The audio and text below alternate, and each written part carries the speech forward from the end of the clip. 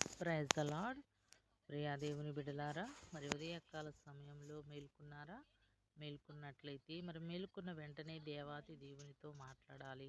మనం మాట్లాడే మొట్టమొదటి వ్యక్తి దేవుడై ఉండాలి. ఎందుకంటే నిన్ను నన్ను ప్రేమించి దినమును చూడాలనుకున్న వారు ఎంతోమంది చూడలేకపోయారు. కానీ నిన్ను నన్ను ప్రేమించిన దేవుడు ఈ ఉదయకాలంలో సజీవులుగా ఉంచి ఆయనను స్తుతించే వరముగా ఉన్నాము అంటే, ఉదయాన్ని చూచాము అంటే అది దేవుని కృపే గనుక మనం మొట్టమొదటిగా ఆయనతో మాట్లాడాలి. వేకువజామున లేచి ఆయనను స్తుతించే వరముగా మనం ఉన్నట్లయితే నీ కుటుంబానికి ఎంతో ఆశీర్వాదకరం. తల్లిగా నీవు ఈ పని చేస్తున్నావా? రోజు ఉదయాన్నే లేచి ఆయనతో మాట్లాడగలుగుచున్నావా?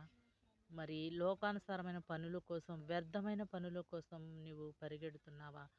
ఒక్కసారి మనల్ని మనం పరీక్షించుకుంటూ ఈరోజు మన కొరకు ఏర్పాటు చేయబడిన దేవుని వాగ్దానము, యెహోవా నా శత్రువులను నా విషయమై సంతోషింపనీయక నీవు నన్ను ధరించి ఉన్నావు, అందుకే నేను నిన్ను కొనియాడుచున్నాను.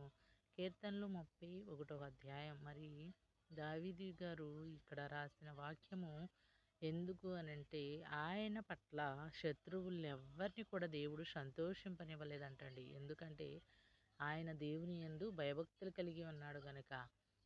ఆయన బిడ్డలను ఎన్నడూ ఆయన చేయి విడిచిపెట్టే దేవుడు కాదు.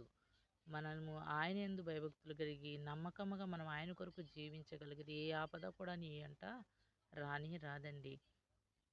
మరి శత్రువులు మనము ఏ పతనమవుతున్నాము అంటే, ఏదైనా శోధన వస్తుంది అంటే మనము వారు మనల్ని చూసి ఎంతగానో నవ్వుకుంటారు. అలాంటి ఛాన్స్ ఎవ్వరికీ ఇవ్వకుండా దేవుడు నిన్ను నన్ను భద్రంగా కాపాడుకుంటూ వస్తున్నాడు. ప్రతి విషయంలోనూ ఆయన నీకు నాకు తోడుగా ఉంటున్నాడు గనుక మనం ఆయన యందు భయభక్తులు కలిగి ఉండి ప్రార్థనా జీవితం కలిగి ఉండాలి.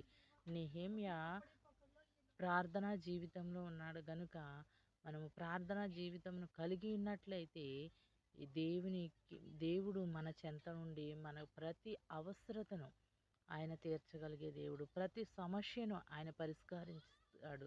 నీ కుటుంబంలో వెలుగు కాంతులు నింపుతాడు. ఆశీర్వాదములు ఎటువంటి శోధనైనా సరే నువ్వు ఆయన పాదాల యొద్ద పెట్టగలిగితే దేవుడు నిన్ను నీ కుటుంబాన్ని దీవిస్తాడు. ప్రార్థించండి. ప్రతి ఒక్కరు కూడా ప్రార్థించి నీ యొక్క కుటుంబానికి ఆశీర్వాదాలు పొందండి. మరి బిడ్డల కొరకు, భర్త కొరకు మన ప్రతి సమస్యను మనము ప్రార్థన ద్వారా పరిష్కరించుకోవాలండి.